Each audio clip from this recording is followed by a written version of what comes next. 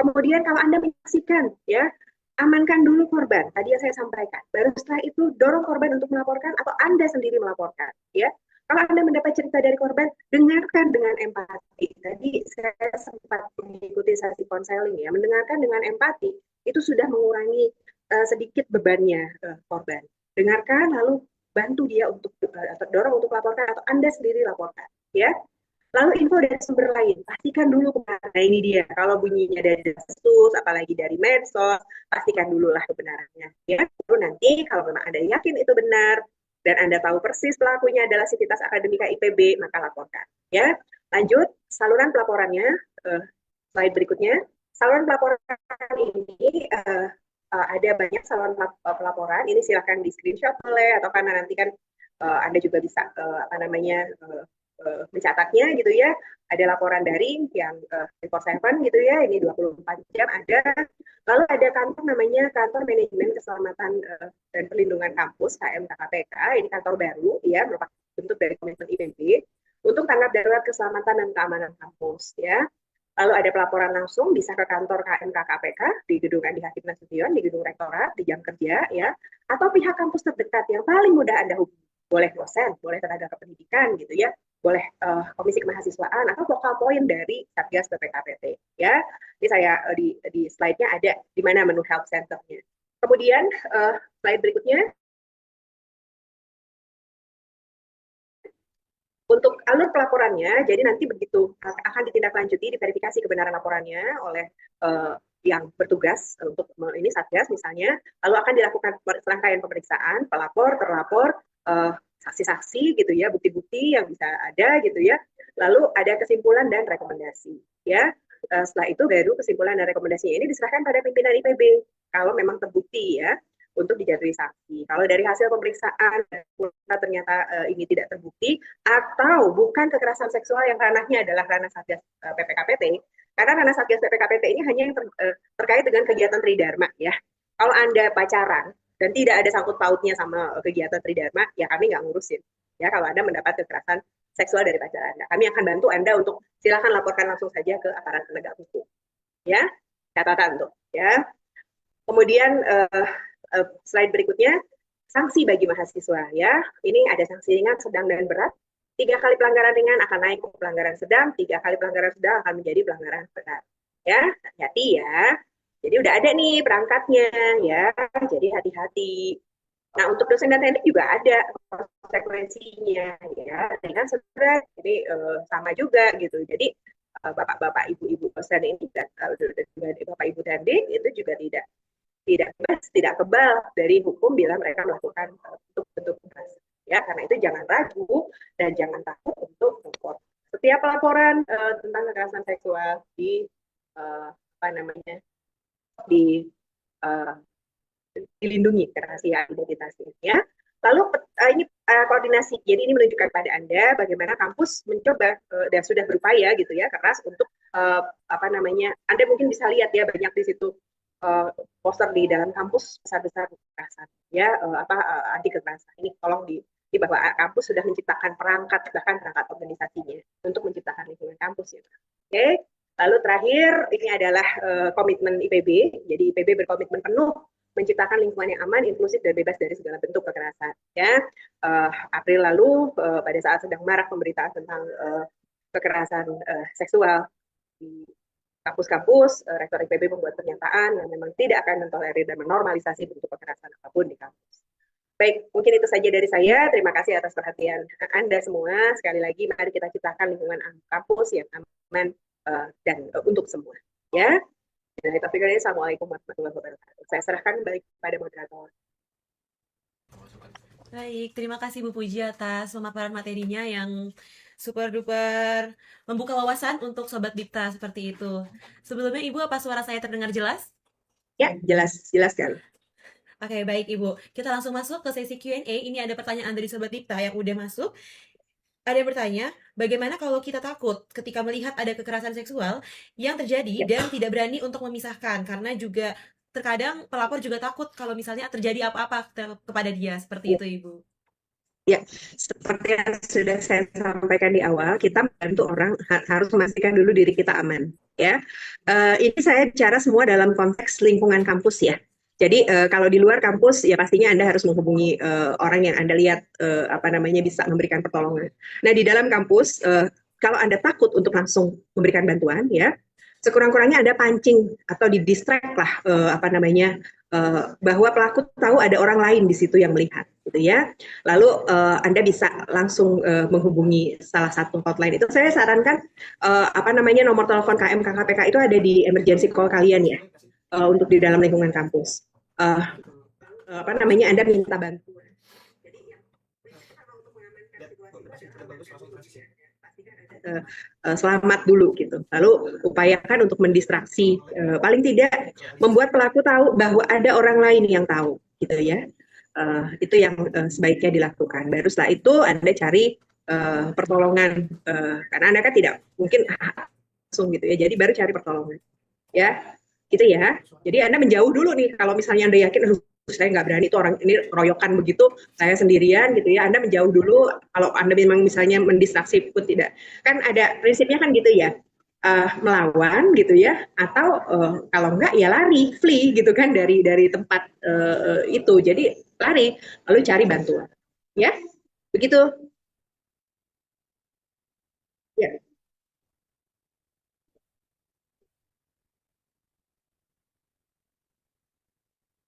Ya, mari kita ciptakan lingkungan kampus aman bersama, ya. Uh, jangan ragu untuk melapor. Oh, pesan saya bijak sekali dalam menggunakan media sosial, ya. Dalam konteks kami apa namanya menangani kekerasan seksual, tidak ada istilah no viral no justice, ya. Sebaiknya kalau memang terjadi kekerasan seksual, mudah-mudahan tidak pernah terjadi, ya, itu langsung dilaporkan. Jangan diviralkan. Diviralkan itu kami tidak, bukan persoalan nama baik IPB ya, tidak. Uh, kami apa namanya nama baik IPB itu justru kalau IPB tahu tapi diam saja gitu ya. Nah, kalau persoalannya kalau viral, identitas dari korban itu yang akan terbuka juga. Ini yang kami sangat khawatirkan gitu ya.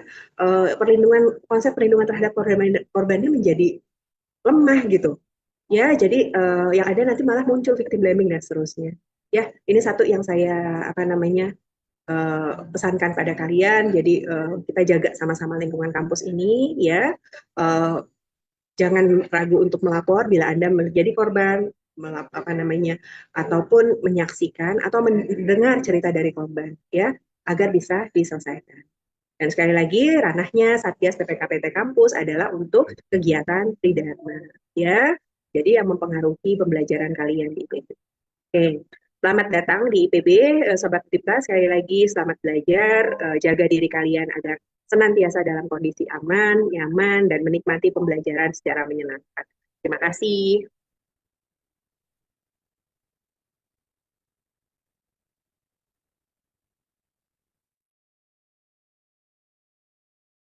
Yang akan memasuki materi mengenai green lifestyle yang akan dipaparkan dari Direktorat Perencanaan dan Pengembangan Kampus Berkelanjutan yang akan langsung disampaikan oleh Dr. Heriansyah Putra. Baik Sobat Dipta, kembali lagi kita di materi green lifestyle yang dilakukan di Kick Off OMB IPB 63. Baik, di saat ini kita sudah kedatangan langsung Bapak Dr. Heriansyah Putra. Selamat datang Bapak di studio kami. Oke, baik. Sobat Tipta, jadi nggak usah berlama-lama lagi karena juga Sobat Tipta udah nggak sabar juga untuk masuk ke sesi materi berikutnya. Oleh karena itu, Bapak Heriansyah, saya persilahkan. Oke, baik. Assalamualaikum warahmatullahi wabarakatuh. Ya, selamat pagi semuanya. Ya, terutama kepada mahasiswa IPB 63 ya. Ya, selamat datang, selamat bergabung ya dengan di IPB University, dan kami berharap gitu ya, ini menjadi pilihan terbaik gitu ya bagi adik-adik semuanya ya untuk mewujudkan cita-citanya.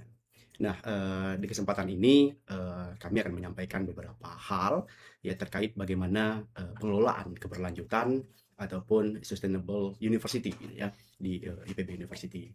Nah, saya dari Direktorat Perencanaan dan Pengembangan Kampus Berkelanjutan IPB University yang memang memiliki salah satu tupoksi itu bagaimana manajemen yaitu pengelola keberlanjutan di kampus sesuai dengan rencana strategis IPB 2024-2028 ya.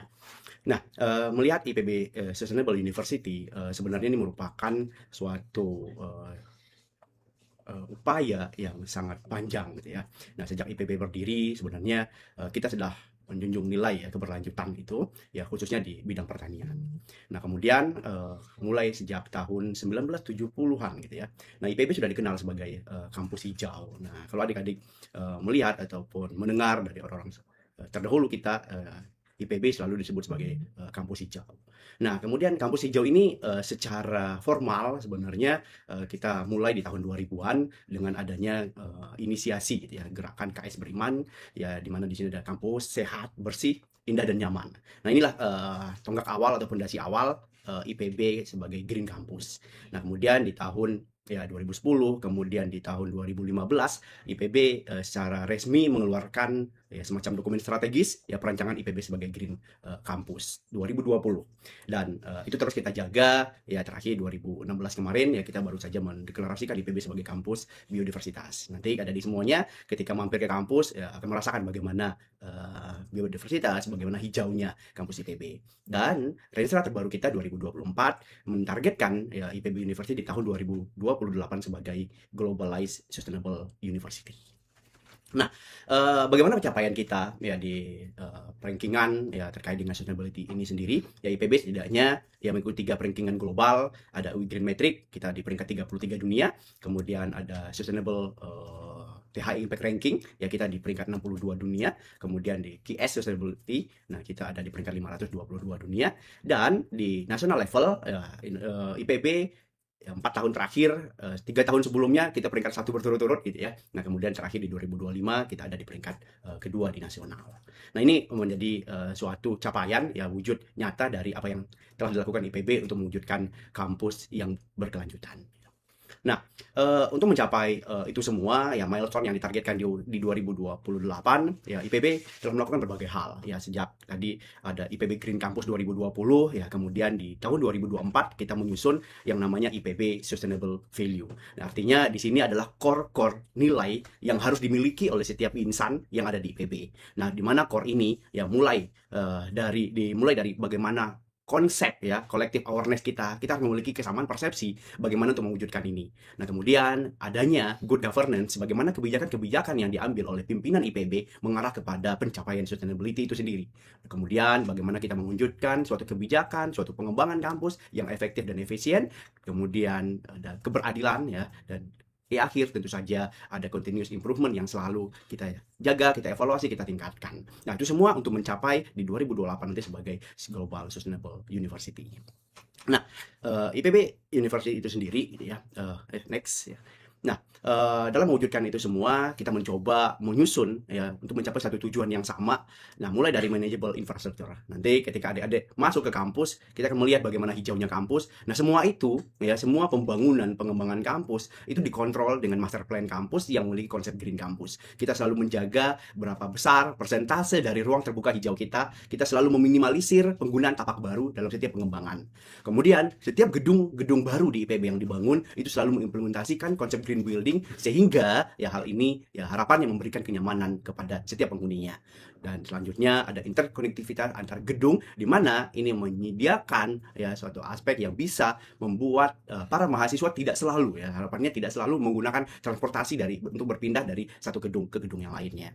Nah, itu dari manajemen infrastruktur. Kemudian dari kontrol energi dan polusi ya, kita selalu mengadakan uji emisi rutin pada setiap kendaraan-kendaraan yang masuk ke IPB. Penggunaan energi terbarukan setiap tahunnya, ada tambahan penggunaan solar panel di berbagai aspek di IPB. Kemudian 2-3 tahun terakhir kita juga melakukan kajian bagaimana mengoptimalkan ya penggunaan bus kampus. IPB juga menyediakan sepeda ya, saat ini ada sekitar 500-an sepeda, dan insya Allah di tahun baru nanti, di tahun depan itu akan kita masifkan lagi bagaimana penggunaan sepeda di lingkungan kampus. Dan satu lagi yang paling menarik adalah IPB punya Taman Semangat ya. Taman Semangat ini adalah tempat pengolahan ya, jadi bukan pengelolaan tapi tempat pengolahan sampah yang alhamdulillah sejak 2025 tahun lalu sampai saat ini kita sudah tidak lagi mengirimkan ya sampah ke TPA atau Galuga kalau di Bogor gitu ya. Nah, selain itu ada friendly dan safe environment sebagai SUVI. Selanjutnya di sini adik-adik nanti akan merasakan bagaimana IPB memberikan kenyamanan ya, fasilitas ramah untuk teman-teman kita yang disabilitas, kemudian jalur sepeda, jalur pejalan kaki, kemudian penerangan di malam hari,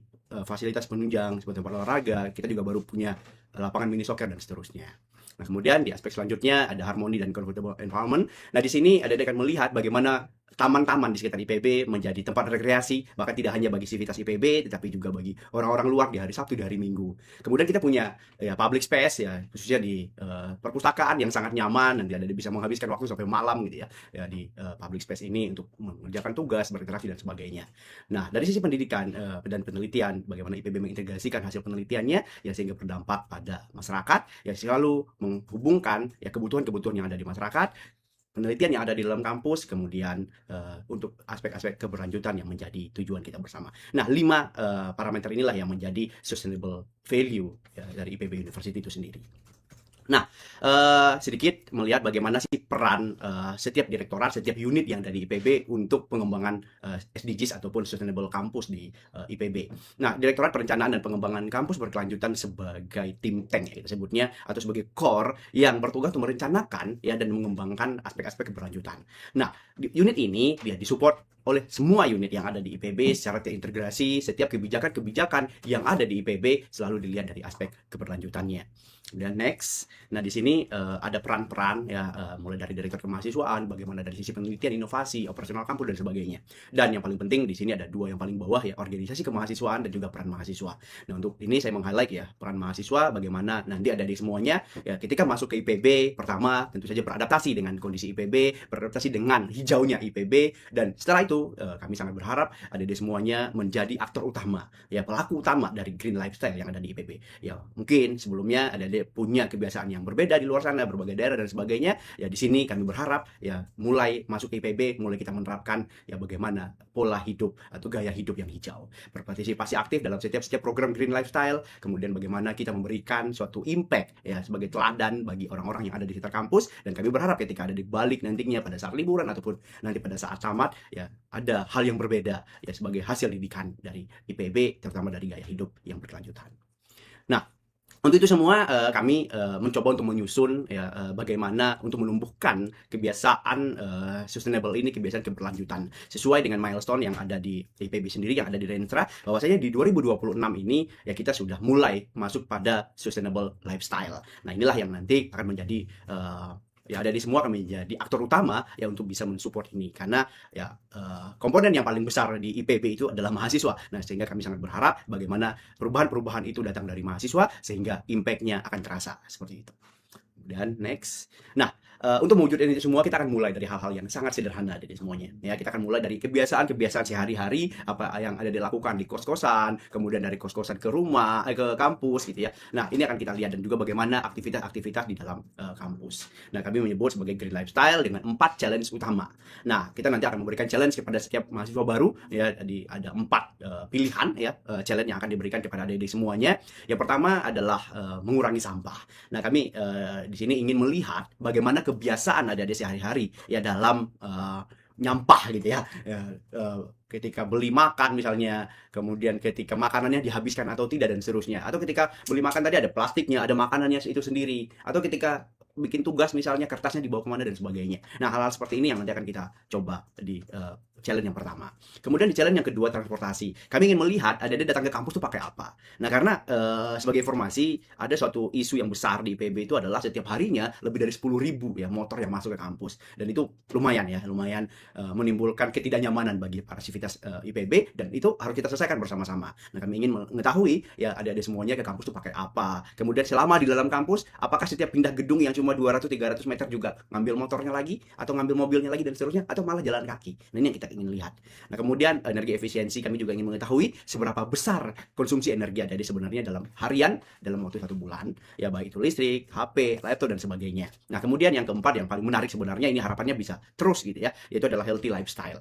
Nah, seperti apa adik-adik berolahraga? Ya, apakah misalnya sekarang lagi tren 10.000 langkah per hari. Nah, kita ingin melihat berapa orang sih mahasiswa baru IPB yang melakukan itu. Atau berapa banyak sih mahasiswa IPB yang rutin berolahraga sekali seminggu, dua kali seminggu dan seterusnya. Dan ini nanti akan kita catat dalam kegiatan ataupun challenge untuk green lifestyle ini. Nanti secara detail ya ini nanti ada bisa lihat di panduan di akhir. Ya, kalau pengurangan sampah kita butuh mencatat bagaimana penggunaan sampah atau timbulan sampah ya ada di semuanya dalam 8 hari berturut-turut. Kami akan sediakan nanti timbangan pembuangan, tempat nimbang sampahnya. Jadi ada tinggal bawa sampah dari rumah, dari asrama, dari kos-kosan, kemudian ditimbang dan dicatat setiap hari selama 8 hari berturut-turut. Kemudian efisiensi energi, nah ini bagi dari rumah ataupun asrama, nanti kita butuh data-datanya, berapa lampunya, berapa banyak, baik di kos-kosan ataupun di rumah. Nah kemudian kita ingin tahu berapa lama penggunaan energi itu, kemudian berapa banyak konsumsi listrik yang adik-adik keluarkan setiap harinya, sehingga kami nanti bisa menghitung kontribusi karbon adik-adik semuanya itu ada berapa ton per tahunnya gitu ya. Nah, itu efisiensi energi. Nah, kemudian dari sisi transportasi seperti tadi saya sampaikan, bagi adik-adik yang jalan kaki ya ke kampus, kami butuh tahu berapa kilo sih sebenarnya adik-adik jalan kaki dari rumah atau dari kos-kosan ke kampus, kemudian yang pakai sepeda, pakai motor, pakai mobil dan sebagainya. Ini sebagai data awal untuk pengambilan kebijakan nantinya, apakah kita butuh bus kampus ketika banyak yang jalan kaki, ya kita akan optimalkan bus kampus misalnya atau sepeda kampus dan sebagainya. Nah, kemudian juga berapa kali ada bolak-balik. Nah, karena mahasiswa ini kan sibuk sekali misalnya. Pagi kuliah, siang organisasi, sore kuliah lagi dan seterusnya gitu ya. Nah, kami ingin tahu juga berapa kali adik-adik masuk keluar kampus setiap harinya, dan kemudian ujungnya adalah berapa sih pengeluaran adik-adik untuk transportasi saja. Ya, karena ini akan memberikan suatu dampak yang luar biasa ketika ternyata kami IPB bisa mengambil kebijakan, ya misalnya optimalisasi bis kampus, atau misalnya menyiapkan tempat pedestrian atau pejalan kaki yang lebih nyaman, sehingga itu bisa mengurangi atau menekan pengeluaran adik-adik semuanya. Kemudian ya healthy lifestyle, nah ini yang menarik gitu. Jadi ya kami ingin tahu olahraga apa saja sih yang paling populer di IPB. Siapa tahu nanti dengan data-data ini ya kita bisa ya menambah fasilitas-fasilitas olahraga yang ada di IPB ya, ataupun kita bisa memaksimalkan ya jalur-jalur pejalan kaki. Kalau saat ini ya kita bisa lihat hampir, walaupun belum 100%, tapi hampir 100% area-area IPB sudah ada track untuk pejalan kakinya. Nah kemudian berapa lama, berapa seringkah, kemudian kalau jalan kaki berapa jalannya dalam. Tapi healthy lifestyle ini dibatasi untuk kegiatan-kegiatan olahraga, bukan yang tadi untuk ke kampus seperti itu.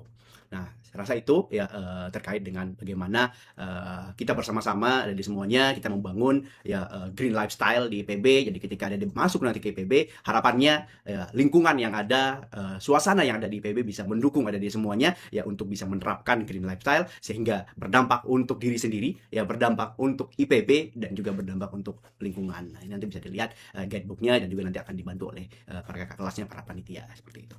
Mungkin itu saya rasa ya yang bisa saya sampaikan. Ya jika ada yang ingin ditanyakan, ingin didiskusikan, silahkan. Terima kasih. Saya kembalikan. Oke, baik Sobat Ipta. Jadi itu pemaparan dari Bapak Heriansyah mengenai healthy lifestyle dan green lifestyle seperti itu. Oke, baik Bapak. Kita langsung aja masuk ke sesi Q&A yang dimana Sobat Dipta, teman-teman dari mahasiswa IPB 63 itu sudah bertanya melalui kolom komentar di YouTube seperti itu. Jadi banyak banget nih Bapak yang sebenarnya mungkin angkatan-angkatan selain maba juga berpikirkan hal yang sama ya, kalau misalnya green lifestyle itu tuh ribet dan mahal.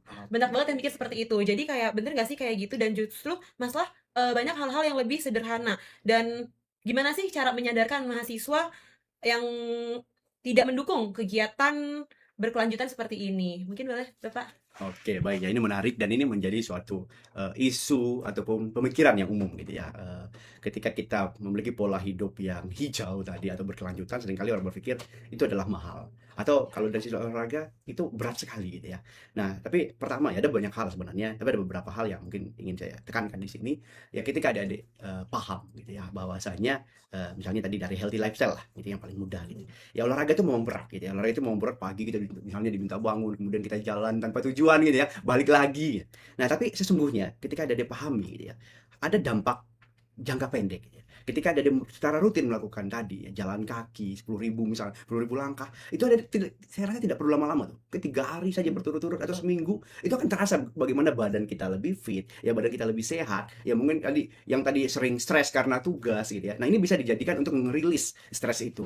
Ya, kemudian tadi ketika kita berada di IPB, melihat yang hijau gitu ya, bagaimana lingkungan kita sangat nyaman. Nah, ini harapannya bisa mensupport itu semua. Jadi ketika tadi berpikir oh susah sekali sebagainya, nah kami berharap kita mulai dari hal yang paling mudah. Kalau olahraga kadang-kadang butuh modal, butuh ini, tapi itu jalan kaki rasanya tidak. Dan IPB ya siap untuk mensupport itu gitu ya. Ketika nanti ada datang, Pak di sini belum ada nih jalan kaki, laporkan saja. Gitu ya, kita akan support itu semua ya demi tadi green lifestyle dari semuanya gitu ya. Oke, baik. Berarti emang gak bakal kerasa di awal ya sebenarnya kalau mau lakukan perubahan. Jadi Sobat Ipta harus rutin dulu dan terus melakukan secara berkala biar nanti juga bisa merasakan dampak kepada diri sendiri. Betul seperti itu. Baik Bapak, pertanyaan tadi itu sebagai pertanyaan penutup untuk di sesi Green Lifestyle pada siang hari ini. Sebelum kita tutup sesi ini, mungkin dari Bapak ada yang ingin disampaikan kepada Sobat Dipta yang ada di rumah? Oke, baik ya semuanya. Selamat tadi ya, selamat datang, selamat bergabung dengan IPB dan kami berharap nanti ya IPB bisa membantu adik-adik semuanya, bisa mensupport adik-adik semuanya untuk menjadi agen-agen perubahan ya terutama di gaya hidup berkelanjutan sehingga berdampak ya utamanya memiliki impact kepada lingkungan sekitarnya. Ya selamat datang semuanya dan semoga lancar dan semoga sukses semuanya. Terima kasih. Baik, Pak Heriansyah, terima kasih sudah meluangkan waktunya untuk sharing-sharing nih sama Sobat Dita yang ada di rumah. Terima kasih Bapak, Ya, terima boleh kasih untuk semuanya. melanjutkan kegiatan selanjutnya Oke, baik, seperti itu. makasih. Ya. Seperti yang tadi udah aku sampaikan, kalau kita setelahnya akan memasuki materi mengenai asrama IPB University yang akan disampaikan langsung dari unit pengelola asrama mahasiswa. Dan yang pasti aku lihat di kolom komentar, teman-teman asrama sudah super duper excited untuk memasuki materi ini. Langsung saja akan disampaikan oleh Dr. Suratni, SEMM, sebagai selaku Kepala Unit Pengelola Asrama Mahasiswa IPB University. Kepada Bu Ratni, dipersilahkan. Selamat siang, Oke. Ibu. Selamat siang, Mbak. Sehat? Alhamdulillah, Ibu Alhamdulillah sehat? sehat. Sehat, mohon maaf saya nggak bisa hadir di situ, saya lewat Zoom nggak apa-apa ya? Nggak apa-apa, Ibu. Yang Amin. penting Ya, tidak mengurangi semangat Sobat Dita juga di rumah yang iya siap dong. mendengarkan mengenai asrama IPB University. Harus dong, harus. Betul sekali. Baik, Bu Ratni, sebelum kita Ya. masuk ke sesi materi, ini banyak Hmm? banget Sobat Dita yang bertanya mengenai bagaimana cara menjadi bagian dari asrama dan di mana sih daftarnya dan apa sih link yang harus dikunjungi oleh Sobat Dita. Ya, oke, baik. Untuk anak-anak mami yang di luar sana, jadi mau asrama mau tidak asrama tuh manggilnya tuh selalu mami. Jadi sebenarnya daftar asrama itu that simple gitu ya. Apa tuh that simple-nya? Kan kalian pasti daftar ulang kan, daftar ulang camaba kan. Tinggal klik asrama saja, selesai. Itu aja Mbak, that simple semuanya Simpel gitu. ya berarti. Iya, simple, betul. Nanti kalau data itu sudah selesai semua, pembayaran, Elda, BBI sudah semua, baru datanya Mami tarik. Baru nanti Mami seleksi. That simple pokoknya mah. Nggak pakai link-link dan segala macam. Enggak sekarang mah.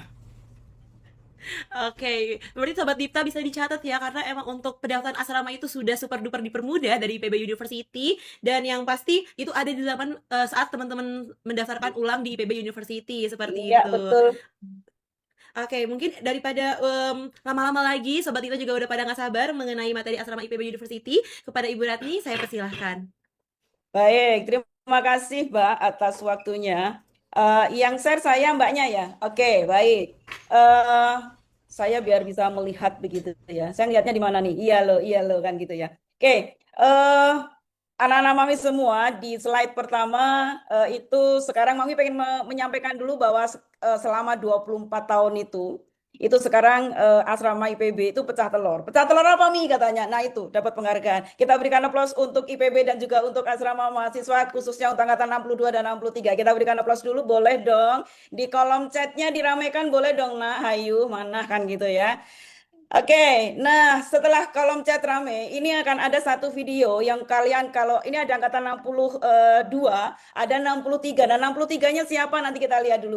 Oke, baik. The next Mbak. Sebelum kami mulai untuk cerita kita dimulai dari sini hari ini Mami ucapkan selamat dulu kepada semua mahasiswa baru angkatan 63 Mahadipta Nabaskara sudah selesai mengikuti rangkaian daftar ulang 2D data dan dana ya dan selamat bergabung di IPB University dan kalau tadi sudah meramaikan chat-chatnya Mami boleh ramaikan lagi dong mana yang ada di A1, A2, A3 yang di asrama, yang nanti nggak di asrama boleh dong saya lagian Mi SS gini boleh ya karena semuanya adalah cerita kita dimulai dari sini dari asrama dan dari IPB ya. Assalamualaikum warahmatullahi wabarakatuh. Semangat pagi, pagi, pagi. Halo semuanya Mahadipta, Nabaskara. Nah, mudah-mudahan hari ini selalu sehat ya nak ya. Ada yang belum kenal saya enggak? Mudah-mudahan sudah ya. Coba yang sudah kenal saya boleh dong. Oke. Gitu ya. Yang belum kenal saya Ratni. Kalau di asrama mahasiswa itu nyebutnya adalah Mami Queen begitu ya. Kenapa Mami Queen? Ya, karena di asrama itu tidak hanya ngelola gedung nak. Ngelola apa Mi? Ngelola cerita kalian. Gitu kan? Jadi biar kalian punya cerita yang panjang dan lebar dan khusus untuk insan asrama Mami ingin mengucapkan selamat datang di rumah kedua kalian asrama mahasiswa IPB. The next Mbak.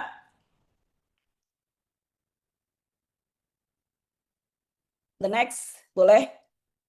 Nah Mami ingin kalian membayangkan sesuatu ya, beberapa minggu lagi yang di asrama nih khususnya, yang mungkin juga yang di kos-kosan, kalian akan tidur di kamar yang baru, yang sederhana, ada yang mewah mungkin ada, ya, bangun dengan teman yang belum pernah kalian kenal, atau juga bahkan bangun dengan gak ada siapa-siapa yang di luar sana, ya, terus makan bersama, belajar bersama, bahkan mungkin bertengkar. Bertengkarnya kenapa? Lo bawa badan lu, misalkan kayak gitu kan ya. Nah, lalu baikan kembali. Itu hidup di asrama. Ya, dan percaya sama Mami bahwa 4 tahun lagi yang kalian kenang itu bukan nomor kamarnya, bukan ukuran kamarnya, tapi yang kalian kenang adalah orang-orang terbaiknya. Ya, the next, Mbak. Nah, ada yang bertanya kenapa sih IPB punya asrama? Ya, Mami sering ditanya, Mam, kenapa sih IPB punya asrama? Dulu wajib, sekarang enggak. Kenapa harus asrama? Itu sering Mami dengar. Nah, kalau tujuan asrama IPB itu hanya menyiapkan tempat tidur doang, IPB bisa bangun hotel, nak. Ya, tetapi IPB dari dulu itu adalah membangun community living. Ya, karena apa? IPB ingin kalian bukan hanya menjadi manusia lulusan yang pintar, tetapi juga menjadi manusia yang hidup bersama orang lain. Nah, asrama adalah tempatnya kalian hidup bersosial, sekolah kehidupan, sekolah bermasyarakat. Itu di mana? Di asrama mahasiswa. The next, Mbak. Dan apa saja fasilitasnya ketika di asrama? Mami tidak akan cerita banyak, tapi yang jelas Mami ingin menyampaikan bahwa satu, semua yang kalian dapati dari awal kalian SD, SMP, SMA, itu pasti akan ada aturan atau rule atau kesepakatan bersama. Ya, Mami hanya ingin kalian ingat satu hal, bahwa kalau kalian ingin dihormati, nak, ya, hormati orang lain. Satu. Yang kedua, kalau kalian ingin barang kalian aman, jangan ambil barang milik orang lain. Oke?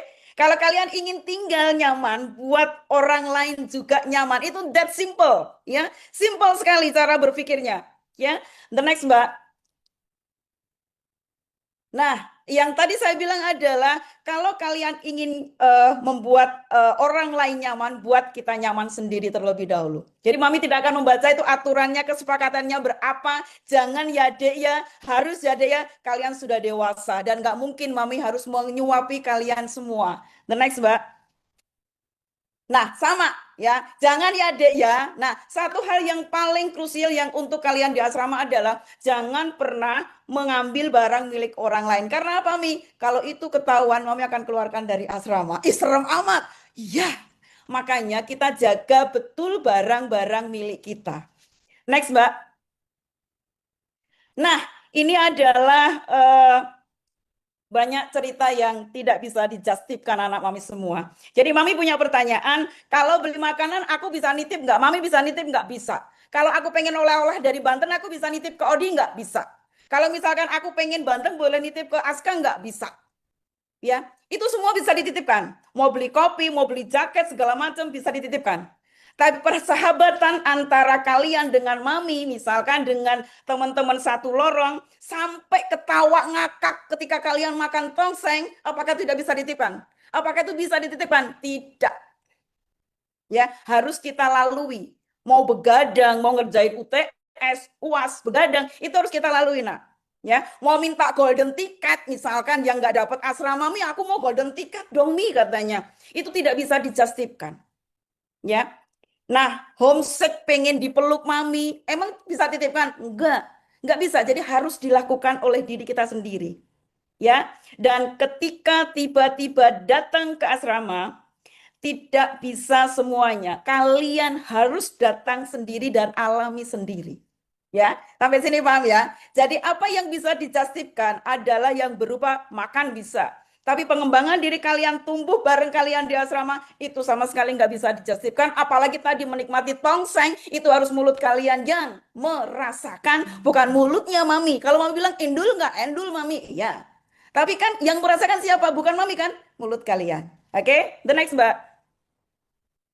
Nah, ketika di asrama itu ada tidak harus di asrama itu tidak mengejar IPK, istilahnya begitu ya. Ya, IPK itu dikejar di mana, Mi? Ya di kelas, di sekolah, di kuliah. Tapi kalau di asrama kalian mengejar apa? Di asrama kalian ini mengejar sesuatu yang lebih mahal. Apa itu? Karakter, leadership, empati, networking, komunikasi dan komitmen. Ya, percayalah ketika kalian lulus nanti, ya, orang-orang tidak hanya bertanya IPK-mu berapa, enggak. Tetapi bisa kerjasama, enggak. Komunikasinya bagaimana? Attitude-nya kayak apa? Punya leadership atau tidak? Itu semua latihannya ada di mana? Ada di asrama mahasiswa. Kalau di kos-kosan bisa enggak, Mi? Bisa, tapi tidak bisa secara menyeluruh. Karena kalau sudah masuk kamar, udah tidur, AC enak. Kalau di asrama, boro-boro AC, tak ada AC. Makanya di asrama itu ada gemblengan kawah condro di mukanya Gatot Kocok. Ya, oke, the next, Mbak. Nah, ini mitos atau fakta, Mi? Ya, saat ini kan banyak terframing di pikiran anak-anak mami ya, asrama banyak aturan, ya. Tapi mami banyak cerita. Mami ingin mengubah cara pandang kalian, nak. Jadi bukan aturan, tetapi kesepakatan hidup bersama. Ya, kalau tidak ada jam malam, misalkan, supaya kalian apa? Misalkan bahagia, misalkan, ya kan? Nah, yang kedua adalah ketika ada kamar yang sempit, mami akan berikan itu adalah sebuah kamar atau sebuah pengalaman yang luas. Ya. Nah, kalau ada tata tertib bukan supaya kalian takut, bukan, tetapi supaya kalian tadi kan nyaman. Ya, karena hidup bersama ribuan orang itu butuh saling menghargai. That simple semuanya. Ya, oke, the next, Mbak. Nah, kalian di asrama tidak sendirian, nak. Kalau lampu mati, mami ada supervisor, ada teknisi. Kalau air mati tinggal bilang ada teknisi. Kalau sakit ada ambulan 24 jam. Kalau paket belum sampai, ada ditanyain paket saya sudah sampai atau belum. Kalau misalkan kalian rindu, kami juga ada. Anggap adalah mami adalah your moms di rumah di sini. Nah, kalau misalkan ada keluh kesah, ada senior resident, semuanya teknisi, security standby 24 jam. Semua bekerja untuk siapa? Untuk kalian semua. Agar apa? Kalian fokus kuliah di akademik. Oke, the next, Mbak. Nah, satu kata yang ingin mami rangkum dari seluruh tadi kesepakatan tadi hanya satu kata, yaitu apa? Ada respect. Respect kepada siapa, nak? Kepada teman, kepada petugas, kepada fasilitas yang kalian pakai, kepada diri sendiri, kepada pengelola, dan kepada semua. Nah, kalau kita punya respect, percaya deh, asrama itu akan menjadi terasa seperti rumah. Ya, rumah kita kayak lagunya, rumah kita itu, persis seperti itu. The next, Mbak. Dan, ntar, mana? Aku nggak kelihatan ini. The next, Mbak. Ya, di asrama ada masalah nggak, Mi? Segabrek. Jadi kalau mami bilang asrama nggak ada masalah, itu nonsen.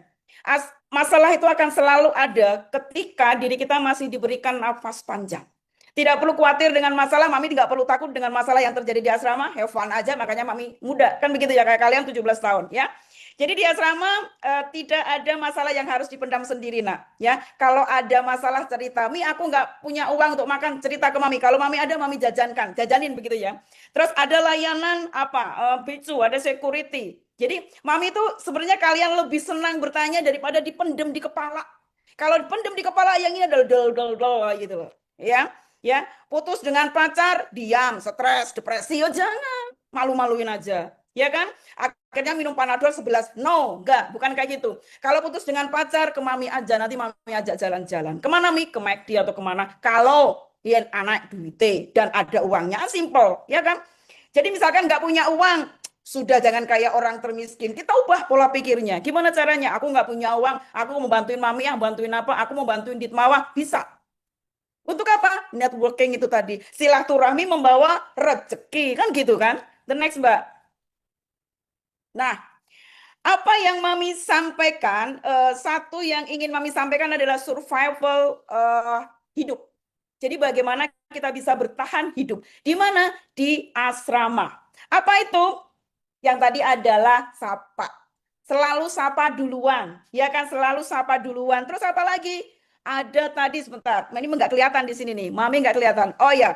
Jadi temen disapa, ya kan? Terus berikutnya, ini nggak kelihatan loh Mami nih jawabannya nih. Sebentar, Mami harus buka dulu. Ini nggak kelihatan nih. Mami tuh matanya udah mata celong gitu ya, jadi nggak kelihatan. Mbak, sebentar. Saya tak buka dulu, biar kelihatan ya. Sebentar. Sebentar, saya kemarin kirim kemana ya? Nah inilah mak-mak tuh kalau udah tua tuh udah begini gitu loh nak. Nggak kayak kalian udah muda, mak itunya ke sana gitu ya. Nah kalau mak-makmu ya begini kan gitu ya. Ntar, buka. Oke. Salah bukanya. Nah, biar kalian ketawa, jangan pada galau. Jangan pada galau, nak. Galau.com, jangan gitu ya. Nah, tuh salah lagi bukanya.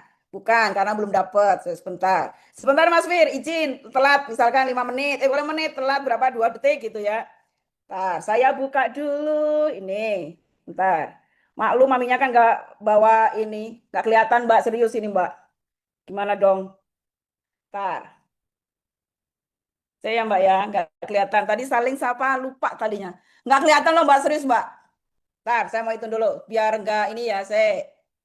Nah, kelihatan kan? Oke, sapa duluan. Yang berikutnya adalah bersihkan kamar, itu adalah buang sampah pada tempatnya. Yang ketiga adalah tadi jaga barang. Jaga barang itu apa, Tommy? Kalau barang kalian nggak ingin kalian dipakai oleh orang, ya kan? Nah, bawalah ke kamar. Nah, yang berikutnya adalah ketika ketemu dengan orang, yuk kita, namanya siapa? Kenalan yuk, kan begitu ya. Yang berikutnya adalah, Mami harus melihat begini nih ya, ya kan?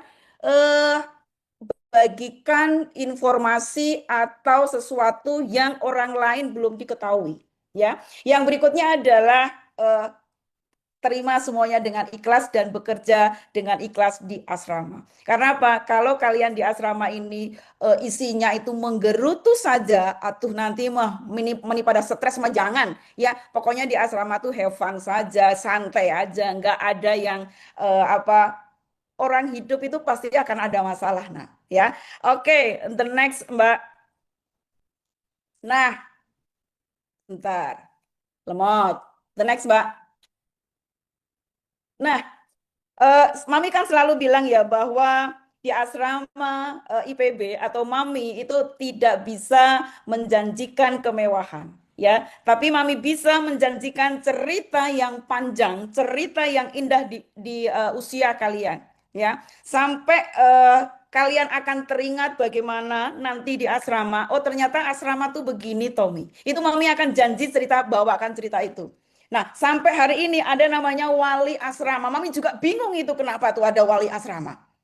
Sampai saya bilang, Mami aku pengen masuk ke WA Group. Loh, kalian udah dewasa loh nak. Biarin ibuku pengen masuk. Oke, saya layanin itu. Karena apa? Biar jadi cerita. Karena baru kali ini aja ada wali asrama dan baru tahun di 2026. Ya, 2025 tidak ada, 2026 khusus Mahadipta Nabaskara itu adanya wali asrama. Dan itu ada WA grupnya. Coba. Ya, oke. Terus the next, Mbak. Kayaknya habis ya. Nah, terakhir selamat datang anak-anak Mami semua di rumah kedua Mahadipta Nabaskara, dan mulai hari ini asrama mahasiswa IPB bukan hanya tempat kalian tinggal, tetapi tempat kalian tumbuh untuk mengembangkan diri kalian, tempat menemukan keluarga baru 33 provinsi, dan tempat kalian menulis cerita yang suatu saat nanti akan kalian ceritakan kepada adik-adik kalian semua. Dan tentunya siapa teman pertama yang menyapa, kalian pasti akan tahu. Makanya kita sapa duluan. Dan siapa yang menemani belajar, kalau misalkan takut, yuk temenin aku belajar. Siapa yang menghibur ketika kalian, ketika aku kangen rumah, aku kangen masakan ibu, aku kangen papa, aku kangen mama, itu tolong dikomunikasikan. Dan siapa yang menjadi keluarga pertama kalian di asrama, dan di asrama kamar itu adalah keluarga kecil kalian, lorong itu adalah keluarga besar, dan gedung itu adalah saudara kalian, meskipun kalian tidak memiliki hubungan darah. Dan welcome home anak-anak Mami Queen di asrama mahasiswa IPB. Dan sekali lagi, Mami tidak menjanjikan kemewahan, tapi Mami janji akan berikan cerita yang penuh dengan kemewahan. Terima kasih. Dan terakhir, Mami ingin menyampaikan bahwa IPB akan mengajarkan kalian menjadi seorang sarjana, menjadi seorang master, menjadi seorang doktor. Tapi asrama itu akan mengajarkan kalian menjadi pribadi yang hebat dan bermanfaat. Terima kasih. Welcome home Mahadipta Nabaskara Angkatan 63 di Asrama Mahasiswa IPB.